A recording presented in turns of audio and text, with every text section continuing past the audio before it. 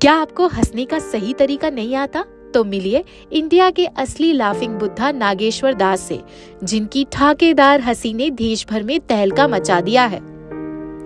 सिवान जिले के नागेश्वर दास, जिन्हें किसी परिचय की जरूरत नहीं, 35 साल के नागेश्वर ने 6 साल में 200 जेलों का दौरा किया है। हाँ, सही सुना आपने, 200 जेलें। और क्या किया? कैदियों की जिंदगी में हंसी का तड़का लगाया। जेल में जाता हूँ तो किसी जुर्म में नहीं, बल्कि जो लोग जुर्म करके या जिन लोगों ने जुर्म नहीं किया है, जो लोग बेचारे फंस गए हैं, मैं उनके आत्म सुधार के लिए जाता हूँ। अच्छा, तो अब तक आप किन किन जिलों को रुख कर चुके हैं, कहाँ कहाँ गए हुए हैं? मैं बिहार के सभी जिलों में मैं अपना कार्यक्रम दे चुका हूँ। उसके साथ उत्तर प्रदेश, उत्तराखंड के कुछ जिलों में जाके कैदियों के लिए, कैदियों के आत्म सुधार के लिए मैं वर्क कर रहा हूँ। मेरा मिशन है स्वस्थ भारत, मस्त भारत। तो आप नागेश्वर दास अपनी हंसी की कला से कैदियों के दिलों पर राज करते हैं। लोग इन्हें इंडियन लाफिंग बुद्धा कहते हैं। उन्होंने न केवल बिहार की जेलों में, बल्कि उत्तर प्रदेश और उत्तराखंड की जेलों में भी हंसी के फुहारे बिखेरे हैं। कब से इसकी शुरुआत की और क्या हुआ कि आपने लोगों को हंसाने के लिए बेड़ा उठाया? देखिए, मैं बचपन से ही हंसता हूँ और हमारे गुरुजनों और खोजी मीडिया का मानना है कि लाफिंग बुद्धा जापान के बाद फिर हम हिंदुस्तान में फिर पुनः आया है, इसलिए लोग मुझे इंडियन लाफिंग बुद्धा के नाम से जानता है और मैं बचपन से ही हंसता हूँ। नागेश्वर दास का कहना है कि आजकल के भागदौड़ भरे जीवन में लोग हंसना भूल गए हैं। उनकी माने तो हंसी ही सबसे बड़ी दवा है। अगर आप रोज हंसते हैं तो डॉक्टर की फीस बचा सकते हैं। कैदियों के लिए नागेश्वर दास तो जैसे लाफिंग गैस है। नागेश्वर का सपना है कि वह देश की हर जेल में जाकर कैदियों को हंसाएं। उनका मानना है कि हंसी से सभी दुख और तनाव दूर हो जाते हैं। और हाँ, वो चाहते हैं कि स्टेट और सेंट्रल गवर्नमेंट भी उनकी हंसी की इस मिशन में मदद करे।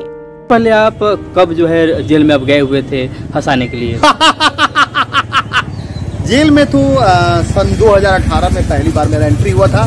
गोपालगंज जेल में हमारा कार्यक्रम जो है कैदी और जेल प्रशासन के लिए बहुत जरूरी है, क्योंकि वो लोग टेंशन में रहता है जी। फिर वहाँ से सिलसिला शुरू हुआ और लगातार आज चल रहा है।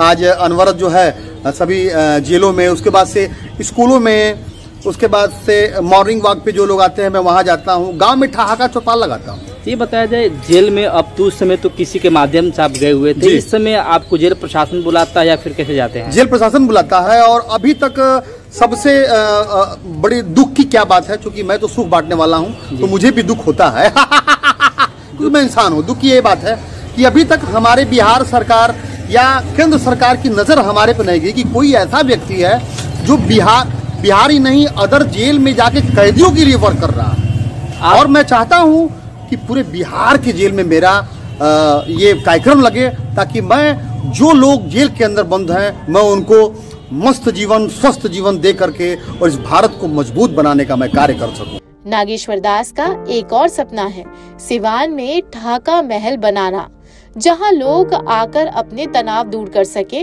और ये महल किसी राजा का नहीं, बल्कि हंसी का राजा नागेश्वर का होगा। जेल एक ऐसा जोन है जहां लोग तनाव और टेंशन से भरा हुआ है, और तनाव और टेंशन का जो सबसे बड़ा जो दवा है वो है ठहाका। आप जो जेलों में जेल प्रशासन आपको बुलाता है, आप जाते हैं तो उसके लिए कुछ कॉस्ट वगैरह देते हैं कि आप अपने लगा के जाते हैं? नहीं, मतलब मैं जाता हूँ और वो लोग मुझे कुछ सेवा पानी देता है लोग, ताकि अभी तो मेरा चले। नागेश्वर कहते हैं हंसी का वायरस फैलाना है ताकि हर कोई इस महामारी से बच सके।